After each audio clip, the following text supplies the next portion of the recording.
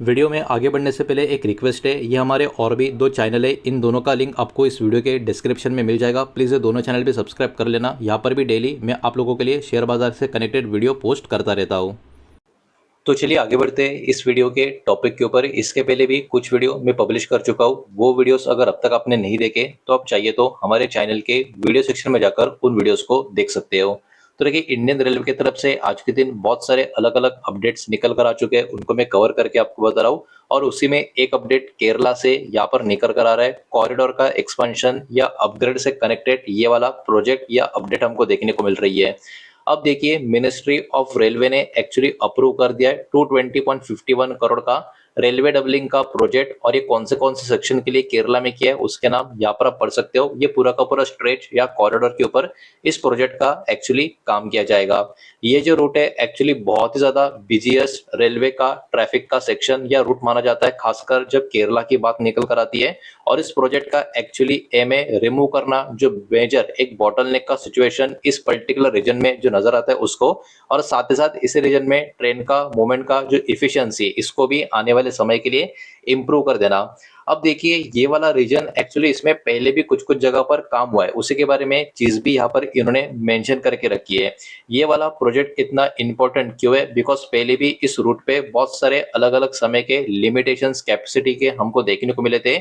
आसपास के कुछ सेक्शन से वहां पर लाइन डबलिंग के बहुत सारे कामकाज आपको चलते हुए नजर आएंगे, कुछ कुछ काम कंप्लीट होते हुए भी आपको देखने को मिलेंगे। लेकिन वही बात है, पूरा का पूरा ये जो स्ट्रेच है रीजन का, वहां पर पूरा का पूरा काम अब तक कभी भी हुआ नहीं है। तो एक्चुअली ये जो नया प्रोजेक्ट अभी के टाइम यहाँ पर जो अप्रूवल मिल गया है, क्या करेगा? डॉट को कनेक्ट करेगा, मतलब वो भी सेक्शंस पहले से कुछ कुछ जगह कंप्लीट हुए, कुछ कुछ जगह काम बाकी है, सब कुछ कंप्लीट करके पूरा का पूरा कनेक्शन इसके वजह से हो जाएगा, जिसके कारण रेलवेज के जो ऑपरेशन है इस पर्टिकुलर रीजन में और भी स्मूथली चलते हुए हमको देखने को मिलेंगे। लाइन का जो कनेक्टिविटी होगा वो बेटर होगा, जिसके कारण डिले और बहुत सारे ट्रेन का जो फ्रीक्वेंसी है वो भी इंप्रूव होने में मदद मिलेगी, डिले भी कम होता हुआ नजर आएगा। तो ओवरऑल देखा जाए तो ये प्रोजेक्ट का महत्व फ्यूचर के लिए काफी बड़ा कहीं ना कहीं इस रीजन में निकल कर आएगा, जिसके कारण रेलवे का और बहुत सारे अलग अलग इंडस्ट्री का, खास करके फ्रेट से कनेक्टेड जो कामकाज होंगे उसके कारण एक बहुत ही बड़ी इंप्रूवमेंट हमको यहाँ पर देखने को मिल सकती है। अब देखिए, लॉजिस्टिक और फ्रेट के इंपैक्ट की बात करें, ये प्रोजेक्ट का कनेक्शन गवर्नमेंट का जो मिशन 3000 एमटी फ्रेट एक्सपेंशन का जो प्लान है उसके अंतर्गत आपको नजर आएगा, जिसके तहत गोल है इंप्रूव करने का इंडिया का जो कार्गो का ट्रांसपोर्टेशन है कैपेसिटी का पूरा रेलवे का यूज करके या रेलवे के थ्रू। तो ये भी अपने आप में काफी बड़ा ब्रेक थ्रू इस प्रोजेक्ट के कारण उसमें काउंट करता हुआ आपको नजर आएगा। अब इसके कुछ बेनिफिट की बात करें तो ऐसा यहाँ पर मानना है कि इस प्रोजेक्ट को पूरा कंप्लीट करने के बाद ट्रेन का जो मूवमेंट होगा इस रीजन में और भी फास्ट हो जाएगा। कहीं ना कहीं जो वेटिंग टाइम है फ्रेट ट्रेन्स के लिए वो भी काफी कम हो जाएगा, साथ ही साथ कार्गो का हैंडलिंग का एफिशिएंसी भी इसके वजह से इंप्रूव होगा। और पैसेंजर ट्रैफिक मैनेजमेंट का भी जो इशू इन बिटवीन होता है उसमें भी इंप्रूवमेंट हमको देखने को मिलेगी। तो प्रोजेक्ट के कई सारे फायदे आने वाले समय में कहीं ना कहीं होते हुए हमको नजर आ सकते हैं। अब देखिए, फाइनेंशियल और इकोनॉमिक हाइलाइट्स की बात करें तो सबसे पहले फाइनेंशियल रिटर्न्स की बात करें, मतलब FIRR की बात करें, तो एस्टिमेट किया जा रहा है ये 3.99% के आसपास कराएगा। ये प्रोजेक्ट कहने के जनरेट कर सकता है 3.08 करोड़ का एनुअल नेट प्रॉफिट। और फाइनेंशियल रिटर्न कहीं ना कहीं स्टेबल रह सकता है, बहुत ज्यादा हाई नहीं रहेगा। ये वाला चीज भी यहाँ पर अभी के टाइम माना जा रहा है, एस्टिमेट किया जा रहा है। EIRR मतलब इकोनॉमिक रिटर्न की अगर हम बात करें, ये एस्टिमेट किया जा रहा है 22.30% के करीब रह सकता है। ये इंडिकेट कर रहा है कि एक मजबूत ब्रॉडर इकोनॉमिक बेनिफिट्स यहाँ पर मिलते हुए हमको नजर आ सकते हैं, जैसे कि रीजनल कनेक्टिविटी होगा इस रीजन का, मतलब जो कनेक्टिविटी होगा वो काफी बेहतर हो जाएगा। साथ ही साथ लॉजिस्टिक का जो डिले उसमें भी कटौती कमी आती हुई हमको नजर आएगी। इकोनॉमिक एक्टिविटी को भी इस रीजन का, केरला को भी सपोर्ट मिलता हुआ नजर आएगा। और ट्रांसपोर्टेशन का जो इफिशियंसी है ये भी इसके कारण इंप्रूव होने को मदद मिलेगी। तो ये बहुत सारे अलग अलग बेनिफिट इकोनॉमिक रिटर्न के कैटेगरी में भी हमको यहाँ पर नजर आ सकते हैं। अब देखिए, कुछ कुछ चिंता का विषय भी यहाँ पर बना हुआ है, जैसे कि इंडियन रेलवेज का जो फ्रेट का मार्केट है उसका जो शेयर है पिछले बहुत दशकों में नीचे की तरफ जाता हुआ हमको देखने को मिला है। बिकॉज कंपटीशन यहाँ पर जो रोड ट्रांसपोर्ट का जो है अभी भी बना हुआ है, बिकॉज फ्लेक्सिबिलिटी और जो स्पीड वहां पे जनरेट हो रही है उसके वजह से रेलवे को अभी भी बहुत ज्यादा डिपेंड हैवीली जो बल्क कमोडिटीज होती है उनके ऊपर कहीं न कहीं डिपेंड रहना पड़ रहा है। जैसे कि कोल की बात हो रही है, सीमेंट की बात हो रही है, आयरन ओर की यहाँ पर बात हो रही है, इनके ऊपर कहीं न कहीं डिपेंडेंसी अभी भी रेलवे की थोड़ी ज़्यादा नज़र आ रही है।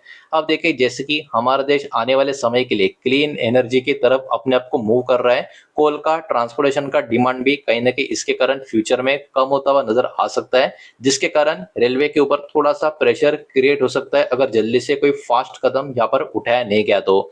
एक्सपर्ट्स का ये बिलीव भी है कि इंफ्रा का जो अपग्रेड हो रहा है वो कहीं ना कहीं सिर्फ अकेला काफी नहीं होगा। यहाँ पर कार्गो का डिलीवरी भी फास्ट करना होगा, प्राइसिंग का स्ट्रेटेजी भी बेटर करना होगा, कंटेनर लॉजिस्टिक का जो ग्रोथ है उसमें भी यहाँ पर पुश करना होगा और साथ ही साथ मॉडर्न फ्रेट्स के सॉल्यूशंस के ऊपर भी ध्यान देना होगा। तो ये कुछ चीजें होंगी, कैटेगरी होगी, इसके ऊपर भी कहीं ना कहीं रेलवे को आने वाले समय के लिए बहुत ज्यादा फोकस करने की जरूरत पड़ सकती है।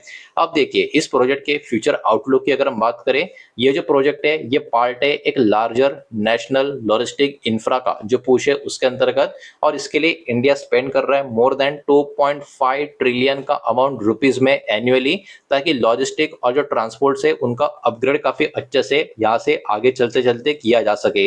एक्सपेक्टेड ऑपरेशनल इंप्रूवमेंट्स की बात करें तो 9 एडिशनल ट्रेन पर डे यहाँ पर एक्टिवेट होती हुई नजर आ सकती है और अराउंड 3 मिलियन टन का आसपास का एनुअल फ्रेट का सपोर्ट भी ये प्रोजेक्ट के कारण मिलता हुआ नजर आ सकता है। मतलब ये एक्स्ट्रा एडिशन होंगे जिसका कहीं ना कहीं बेनिफिट ओवरऑल केरला को, इंडस्ट्री को और ऑब्वियस सी बात है रेलवे को होता हुआ नजर आ सकता है। लॉन्ग टर्म का सक्सेस जो होगा इस प्रोजेक्ट का वो डिपेंड होगा कि किस तरीके से इफिशिएंट तरीके से नेटवर्क का मैनेजमेंट किया जाता है, कार्गो का डाइवर्सिफिकेशन किस तरीके से इंप्रूव होता है नहीं होता है, और ओवरऑल कम्पीट करने का जो एबिलिटी है रोड ट्रांसपोर्टेशन के साथ वो किस तरीके का नजर आता है। ये सारी चीजें कहीं ना कहीं इस प्रोजेक्ट के फ्यूचर का कहीं ना कहीं आप कह सकते हो सक्सेस रेट हमको बताने का काम करेगी। लेकिन जो खबर निकल कर आ रही है उसके कारण बाजार के बहुत सारे कंपनियां, बहुत सारे शेयर कहीं ना कहीं फोकस में रह सकते हैं। तो वो कौन से रह सकते हैं उनके नाम भी एक एक करके यहाँ पर हम देखेंगे, लेकिन उसके पहले वीडियो को लाइक कर देना, वीडियो को शेयर कर देना, पहली बार चैनल पर आ चुके हो तो चैनल को भी सब्सक्राइब जरूर कर देना। पॉसिबली लिस्टेड स्टॉक के ऊपर जिनका इंपैक्ट आ सकता है वो नाम यहाँ पर हम देखने वाले, लेकिन कोई भी नाम किसी भी तरीके का बाय सेल का रिकमेंडेशन नहीं है, इन्वेस्टमेंट का एडवाइस नहीं है, ये बात भी यहाँ पर आप ध्यान में रखें। तो डायरेक्ट या फिर मेजर बेनिफिशियरीज की बात करें उसमें आरबीएनएल का नाम हमको देखने को मिल रहा है, बिकॉज रेलवे का प्रोजेक्ट का एग्जीक्यूशन से लेके इंफ्रा डेवलपमेंट के ऊपर कंपनी का अच्छा खासा एक्सपोजर है। इरकॉन इंटरनेशनल भी फोकस में रहेगा बिकॉज रेलवे का कामकाज से लेके इंजीनियरिंग प्रोजेक्ट्स में कंपनी का एक्सपोजर है। टेक्समोको रेल एंड इंजीनियरिंग की बात करें इनके ऊपर भी ध्यान होगा बिकॉज रेल इंफ्रा से लेके वैगन से कनेक्टेड अपॉर्चुनिटीज में कंपनी का बढ़िया प्रेजेंस है। साथ ही साथ RailTel corporation of India because digital railway का इंफ्रा का जो एक्सपेंशन भी इसके अंतर्गत होगा, इसके कारण ये भी कंपनी फोकस में रहेगी। राइट्स लिमिटेड रेलवे कंसल्टेंसी और लॉजिस्टिक का प्लानिंग में कंपनी का एक्सपोजर है, तो ये वाला कंपनी भी फोकस में रहेगा। ये डायरेक्ट या मेजर बेनिफिशियरीज कंपनी की बात कर रहे थे। अब देखिए इनडायरेक्ट बेनिफिशियरी की बात करें तो इसमें कौन कौन, मतलब container corporation of India because freight movement और लॉजिस्टिक इकोसिस्टम का जो इंप्रूवमेंट होगा उसमें इस कंपनी का भी पार्टिसिपेशन रह सकता है। जीमेंस इंडिया बिकॉज रेलवे का इलेक्ट्रिफिकेशन से लेके सिग्नलिंग का अपॉर्चुनिटी जो क्रिएट होगा इसके वजह से ये कंपनी फोकस में रहेगा। L&T बिकॉज इंफ्रा का एग्जीक्यूशन का अपॉर्चुनिटी भारी मात्रा में मिल सकता है, इसके कारण ये भी फोकस में रहेगा। कल्पतरु प्रोजेक्ट इंटरनेशनल बिकॉज इंफ्रा और रेल से कनेक्टेड जो ईपीसी प्रोजेक्ट है इसके कारण ये यहाँ पर नजर में रहेगा। और आखिर में Jupiter vegans because long term freight का जो इकोसिस्टम का डिमांड है लगातार बढ़ता हुआ नजर आ सकता है, इसके कारण ये वाली कंपनी भी मैन्युफैक्चरिंग सेलिंग की वजह से फोकस में बनी रह सकती है। तो देखिए ओवरऑल रिपोर्ट तो काफी बढ़िया और काफी बड़ी निकल कर आ रही थी। ये प्रोजेक्ट एक्चुअली इसका जो मेन फोकस है वो है दोस्तों रेलवे का कैपेसिटी इंप्रूव करने का, और जो कंजेशन है केरला के कॉरिडोर में जो बिजी कॉरिडोर है वो कॉरिडोर में कंजेशन कम करने का। इकोनॉमिकली ये प्रोजेक्ट कहीं ना कहीं बेनिफिशियल यहाँ पर रीजनल लॉजिस्टिक के लिए और ट्रांसपोर्टेशन का इफिशियंस के लिए यहाँ पर हमको देखने को मिल रहा है। लेकिन वही बात है लॉन्ग टर्म का रेलवे का ग्रोथ अभी भी बहुत हद तक कहीं ना कहीं अच्छे बड़े वाले reform freight operation speed cargo diversification में जिस तरीके से होंगे उसके ऊपर ही कहीं ना कहीं बहुत हद तक डिपेंड रह सकता है। तो यही सारा डेटा इस वीडियो के माध्यम से आपके सामने प्रेजेंट करना था। जो भी डेटा मैंने आपके सामने प्रेजेंट किया है सब कुछ एजुकेशनल इन्फॉर्मेशनल पर्पस के हिसाब से ये, और किसी भी तरीके का इन्वेस्टमेंट का एडवाइस या स्टॉक का रिकमेंडेशन मैंने आपको दिया नहीं है, ना ही मैं आपको दे रहा हूँ। ये बात भी यहाँ पर आप ध्यान में रखें। उम्मीद करता हूँ वीडियो आपको समझ आया होगा, पसंद आया होगा तो वीडियो को लाइक करें, दोस्तों शेयर करें, पहली बार चैनल पर आ चुके हो तो सब्सक्राइब भी कर देना।